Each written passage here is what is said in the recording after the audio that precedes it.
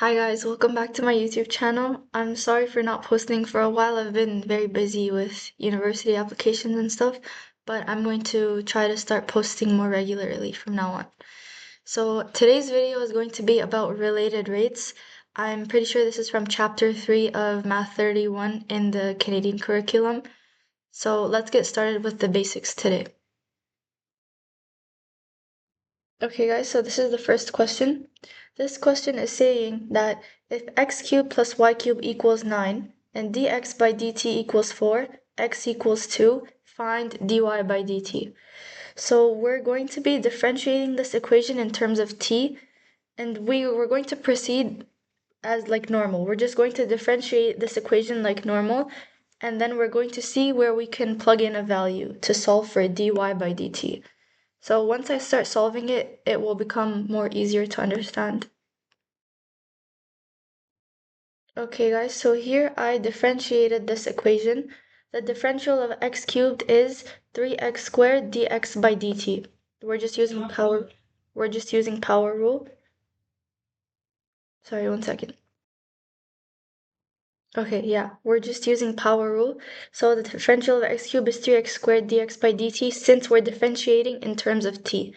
Next, the differential of y cubed is 3y squared dy by dt. And the differential of 9 is 0 since it's a constant. Okay, so the next step is to plug in every variable that we have. So we have dx by dt, which is 4, so we'll substitute that as 4. We have x as 2, so we'll substitute that as 2. And we're looking for dy by dt.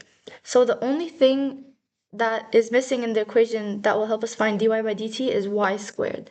We can find y squared by using x and the original equation. So we can do 2 squared, sorry, I'm writing with my left hand, so it's not very clean. 2 squared plus y cubed, 2 cubed plus y cubed equals 9. Now we're just going to solve for y. We're going to move the 2 cubed to the other side and then cube root the right side to find the y value. One second, I'm going to write this organized. Okay guys, so here I wrote it more organized and basically I just solved for y using normal algebra. So now we have every single unknown value that will help us find dy by dt. So we're going to proceed by plugging in these values and isolating for dy dt. I'm going to write that out right now.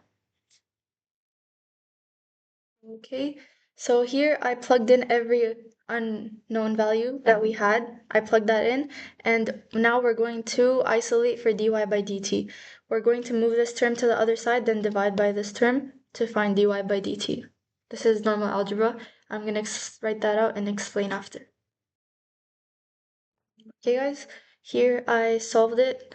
3 times 2 squared times 4 is 48. 3 times 1 squared dy by dt is 3 dy by dt. Move the 48 to the other side. It's going to be negative 48. Because 3 is being multiplied by dy dt, we're going to divide it by the other side. So negative 48 divided by 3 is negative 16. So that's how we would solve this related rates question. And we have found dy by dt.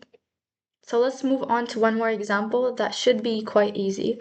My next video will have harder questions. Hey guys, so this is a word problem and you're going to see a lot of these in Math 31 for related rates. So let's start by reading the question and gathering the information we have. So the question is asking, how fast is the edge length of a cube increasing when the volume of the cube is increasing at a rate of 144 centimeters cubed per second and the edge length is 4 centimeters. And we know that the formula for the volume of a cube is V equals x cubed. So they're asking us to find the rate at which the edge length of the cube is increasing, and they gave us the rate of which the volume is increasing, which is 144 centimeters cubed per second.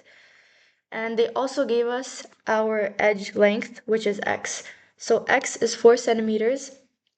dv by dt is 144 centimeters cubed per second. So we know that this is dv by dt because this is the volume over the time. So dv over dt d volume over d time. Volume of the cube is increasing at a rate of 144 centimeters cubed per second. So here we have our dv by dt, we have our x value, and if you pay attention to the question, you can identify what it's asking for. So it's saying how fast is the edge length of a cube increasing. So we're finding the rate of how the edge length is increasing.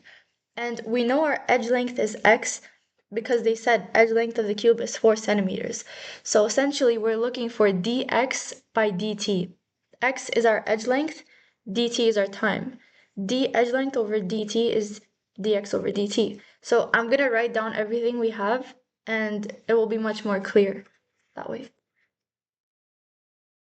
So once again, we have our dv by dt, the rate of which the volume is increasing with respect to time. They gave it to us here. And they gave us our edge length, which is 4 centimeters, which is x, because x is our edge length. And now it's asking how fast is the edge length increasing with respect to time. So we know the edge length is x, and we know that time is t. Therefore, we're looking for dx by dt. So the rest of this question is exactly the same as the previous one. We're just going to derive this equation and plug in everything we have to isolate for the one we're looking for. So the derivative of v is just dv by dt. The derivative of x cubed is 3x squared dx by dt. And then we plug in everything we have and isolate for dx by dt. I'm going to quickly do that so it's easier for you guys to visualize. Okay guys, so here what I did is take the derivative, exactly as I explained before. Derivative of v is dv by dt. Derivative of x cubed is 3x squared dx by dt because we're differentiating x with respect to time. So dx by dt. And dx by dt is what we're looking for.